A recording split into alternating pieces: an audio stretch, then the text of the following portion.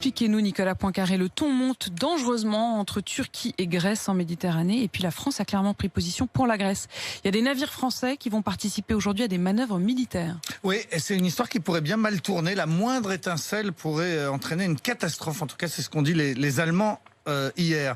À l'origine, pour comprendre, il y a une île qui s'appelle Castello Rizzo. C'est un minuscule îlot en mer Égée, à 3 km seulement de la Turquie, c'est-à-dire vraiment juste à côté. Si on regarde la carte, cette île est évidemment turque. Mais si on regarde l'histoire, elle est évidemment grecque. Pourquoi? Parce qu'il y a 100 ans, il y avait une importante communauté grecque en Turquie. Les Turcs ont voulu s'en débarrasser et ils ont proposé aux Grecs de s'installer sur ces îlots et du coup d'être rattachés à Athènes. L'opération avait été validée par 2 traités, le traité de Sèvres et de Lausanne, juste après la Première Guerre mondiale. Aujourd'hui, donc un siècle après, les Turcs remettent en cause ces traités. Ils veulent récupérer ces îles ou au moins les eaux territoriales qui les entourent. Le 10 août, Ankara a donc envoyé un navire de prospection pour essayer de chercher du gaz dans les eaux grecques, juste autour de cet îlot.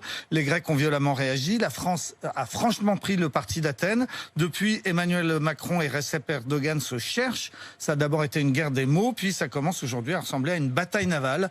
La France a envoyé 2 navires de guerre et 2 avions Rafale dans la région. Des manœuvres militaires commencent aujourd'hui avec la France, la Grèce, l'Italie et Chypre, alors que la marine turque, de son côté, va manœuvrer avec un destroyer américain. Ça fait vraiment beaucoup de monde dans l'eau et c'est dangereux.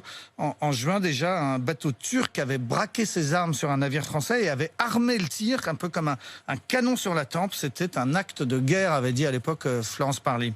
Est-ce qu'au moins on est sûr qu'il y a du gaz au large de cette petite île? Parce que visiblement c'est quand même ça qui a mis le feu aux poudres. Eh oui, c'est le gaz, c'est ça qui compte. Alors il y en a sans doute un peu, mais il y en a certainement beaucoup. Plus au sud, une énorme réserve, une poche qui mord sur les eaux territoriales de la Turquie et de la Grèce, mais aussi d'Israël, de Chypre, de l'Égypte, de la Libye, donc vraiment de toute la Méditerranée orientale, sans oublier les Palestiniens de Gaza, qui pourraient aussi légitimement revendiquer une part de ce trésor. Ça peut devenir, cette affaire, une pétaudière. Tout le monde va vouloir se servir. Il y a un projet européen de gazoduc qui ramènerait le gaz vers la Grèce, projet dans lequel la France est impliquée.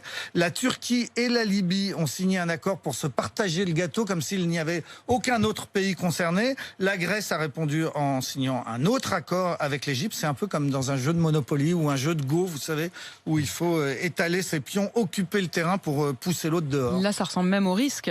Le président turc, qui a l'air très sûr de lui, il a dit hier que tous ceux qui se mettront sur son chemin le paieront très cher. Voilà, le paieront très cher, et ce sont des mots qui étaient adressés visiblement à la France, des paroles guerrières. En fait, Erdogan joue au dur parce qu'il dispose d'une arme atomique, une arme dissuasive, l'arme des migrants. Il y a 2,5 millions de réfugiés syriens en Turquie, sans parler des Kurdes qui souhaitent aussi venir en Europe. Et Erdogan menace régulièrement d'ouvrir la porte. Déjà le 1er mars, il avait joué cette arme avec un cynisme effroyable.